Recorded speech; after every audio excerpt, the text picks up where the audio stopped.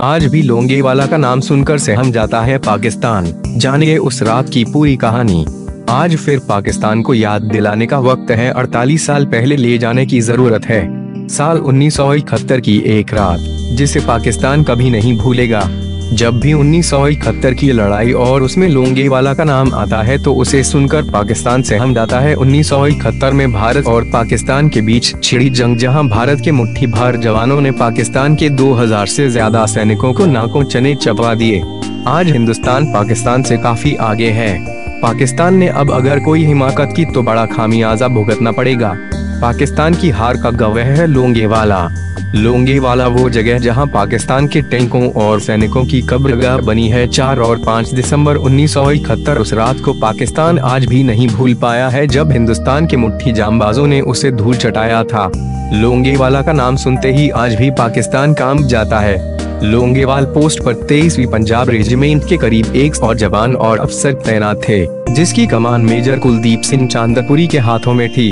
बाकी बटालियन लोंगेवाल से करीब 17 किलोमीटर दूर साधेवाल में तैनात थी। पाकिस्तान ने बड़ी गुस्ताखी की, उसने लोंगेवाला पोस्ट पर हमला कर दिया। पाकिस्तान की इस गुस्ताखी की भारतीय जांबाजों ने ऐसी सजा दी जिसे याद कर पाकिस्तान आज भी दहल जाता है। लेकिन पाकिस्तान है कि अपनी कारस्तानियों से बाज नहीं आता है। जब जब पाकिस्तान भारत से टकराया है, हमेशा उसे मुंह की ही खानी पड़ी है, जिसका गवाह 1971 की जंग भी। 4 और 5 दिसंबर 1971 की आधी रात का वक्त, पाकिस्तानी सेना की एक पूरी इंफेंट्री बख्तरबंद गाड़ियों और उस समय उसके पास मौजूद सबसे अत्याधुनिक टीनल टैंकों को लेकर हिंदुस्तान की सरहद में घुस गई। जैसलमेर पर कब्जा जमाने की नीयत से पाकिस्तानी टैंकों ने गोले बरसाते हुए भारतीय पोस्ट को घेर लिया, लेकिन भारत के जवाबी हमले में हारकर उसे उल्टे पैर भागना पड़ा। अपने नापाक इरादों के साथ पाकिस्तानी सेना चेक पोस्ट पर कब्जा कर रामगढ़ से होते हुए जैसलमेर तक जाना चाहते थे, पर भारतीय सेना के इरादे भी फौलादी थे, जो दीवार बनकर उनके सामने खड़े हो गए। रात होते होते अब तक भारत की छोटी सी टुकड़ी ने दुश्मन के 12 टैंक तबाह कर दिए थे।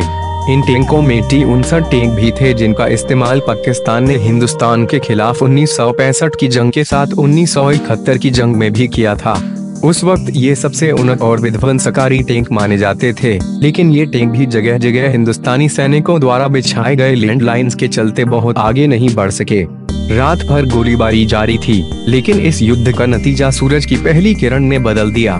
जैसलमेर एयरबेस पर उस वक्त सिर्फ 4 हंटर एयरक्राफ्ट और सेना के ऑब्जर्वेशन पोस्ट के 2 विमान थे। हंटर एयरक्राफ्ट रात के अंधेरे में हमला नहीं कर सकते थे। अब इंतजार सुबह का था। सुबह होते ही 2 हंटर विमान लोंगेवाला की तरफ निकल पड़े। उस वक्त रोशनी इतनी कम थी कि आसमान की ऊंचाई से जमीन का अंदाजा लगा पाना मुश्किल था। तब न तो नेविगेशन सिस्टम इतना मॉडर्न था और न ही कोई लैंडमार्किंग थी। ऐसे में दोनों विमान जैसलमेर से लोंगेवाला तक जाने वाली सड़क के रास्ते को देखते हुए आगे बढ़े थे और धूल के गुबार में छिपे पाकिस्तानी टैंकों को निशाना बनाया। 6 घंटे तक चले इस भीषण युद्ध में भारतीय सेना ने पाकिस्तान के 179 सैनिकों को हताहत करने के साथ 35 टैंकों को भी नष्ट करने में भी कामयाबी हासिल की थी। आज भी पाकिस्तान के जब्त टैंक और गाड़ियां यहां पर मौजूद है। वैसे पाकिस्तान की सेना को जब हिंदुस्तानी सैनिक खदेड़ रहे थे, तब भी सुधरने की बजाय पाकिस्तान ने एक बड़ी चाल चली।